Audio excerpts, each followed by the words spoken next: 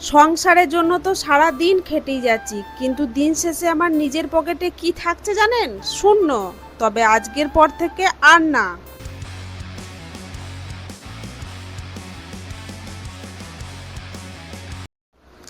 মাস শেষ হওয়ার আগেই টাকা কোথায় যেন ওদা হয়ে যায়। সংসারে খরচ মেটাতে মেটাতে নিজের জন্য কিছুই জমাতে পারেন না।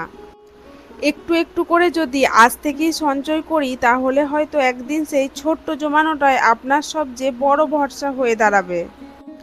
তাই আজকের ভিডিওটা একদম শেষ পর্যন্ত দেখবেন, কারণ আজ শুধু টাকা জমানোর কথা নয়, আজ কথা হবে আমাদের সাথে সাধারণ সংসারী মানুষের ছোট ছোট স্বপ্ন, দায়িত্ব আর ভালোবাসার কথা। রাধে রাধে বন্ধুরা, শুভ সকাল। কেমন আছো সবাই? আশা করি সবাই ভালো আছো। আমি মনিকা আবারও চলে এসেছি তোমাদের সঙ্গে আমার প্রতিদিনের জীবনের কিছু গল্প, কিছু কাজ আর কিছু মনের কথা শেয়ার করতে। আমাদের প্রত্যেকের জীবনে কম বেশি একটা চিন্তা থাকে, সংসার কিভাবে সুন্দরভাবে চালাবো। মাস শুরুতেই মনে হয় এবারে একটু টাকা হাতে রাখবো, এবারে একটু সঞ্চয় করব। কিন্তু মাস শেষ হতে না হতেই দেখা যায় বাজারের খরচ, ঘরের প্রয়োজনীয় জিনিস, বাচ্চাদের পড়াশোনার জিনিস, ওষুধ, বৈদ্যুতিক বিল, গ্যাস, যাতায়াত, একটার পর একটা খরচ এসে সব হিসাব যেন এলোমেলো হয়ে যায়।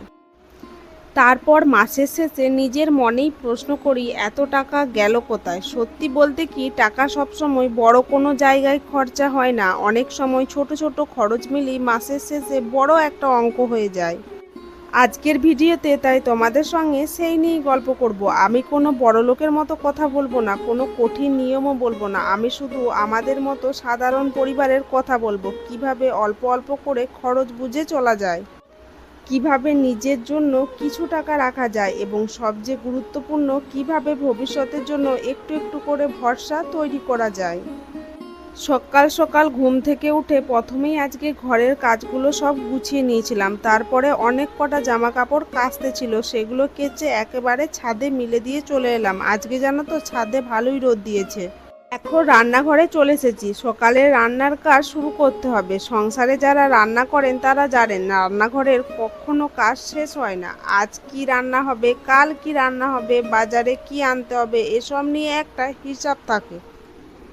আর এই জায়গাতেই কিন্তু অনেক সময় খরচ কমানোর সুযোগ থাকে। আমি বলছি না যে ভালো খাবার খাবো না, নিজের পছন্দের খাবার খাবো না, বরং সংসারে যতটুকু সামর্থ্য আছে তার মধ্যে আনন্দ করে খাওয়াই উচিত।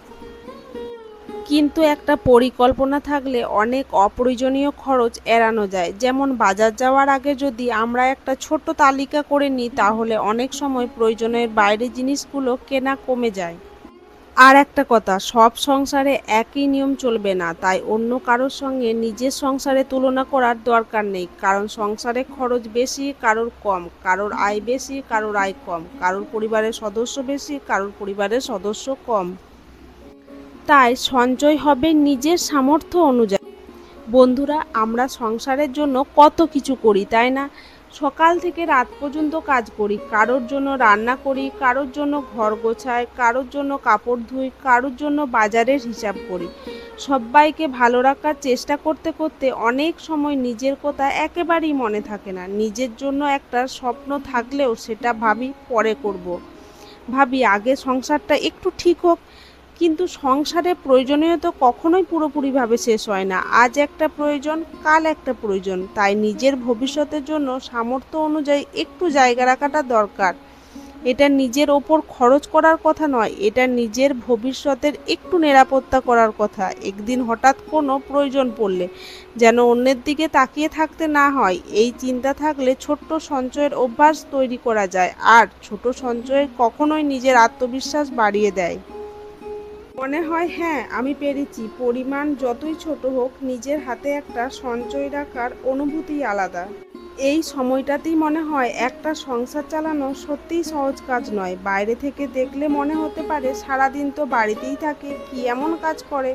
কিন্তু যারা সংসার করেন তারা জানেন একটা ছোট্ট থেকে বড় সব কিছুর পেছনে কতটা পরিশ্রম থাকে। আর সংসার চালানোর সঙ্গে শুধু কাজ নয়, একটা মানসিক চাপও থাকে। মাসের শুরুতে টাকা হাতে আসার পর কত জায়গায় দিতে হবে, কি কি আনতে হবে, কোথায় খরচ হবে, সব মাথায় ঘুরতে থাকে। তারপর মাসের মাঝামাঝি এসে যদি দেখা যায় টাকা একটু কমে গেছে, তখন চিন্তা আরও বাড়ে। এই জায়গায় একটা ছোট্ট অভ্যাস কাজে লাগাতে পারো, খরচা লিখে রাখা। হ্যাঁ, একদম ছোট্ট একটা খাতা হলেও হবে। দিনে কোথায় কত টাকা খরচ হলো সেটা লিখে রাখলে মাস শেষে নিজের কাছেই পরিষ্কার হয়ে যাবে কোন জায়গায় বেশি খরচ হচ্ছে। অনেক সময় আমরা ভাবি আমি তো খুব বেশি খরচা করিনি, কিন্তু যখন সব লিখে দিই তখন বুঝি ছোট ছোট অনেক খরচা হয়েছে। একটা ছোট্ট খরচ একা বড় কিছু নয়। হঠাৎ কোনো প্রয়োজন এলে যেন আমরা একেবারে অসহায় না হয়ে পড়ি, এই কারণে সঞ্চয়। তবে সঞ্চয় করতে গিয়ে নিজের বর্তমান জীবনটাকে কষ্টে করে ফেলবেন না। আপনি যতটা পারেন ততটাই করুন, অন্যের সঙ্গে তুলনা করবেন না। আপনি যদি থেমে না যান তাহলে একদিন না একদিন আপনার নিজের একটা জায়গা তৈরি হবেই।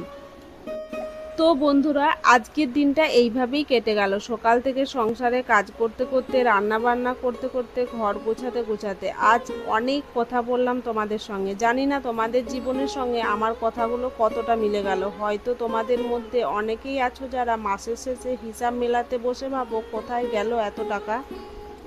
তো বন্ধুরা, আজকের মতো এখানেই শেষ করছি। আবার দেখা হবে নতুন দিনের নতুন গল্প নিয়ে। টাটা।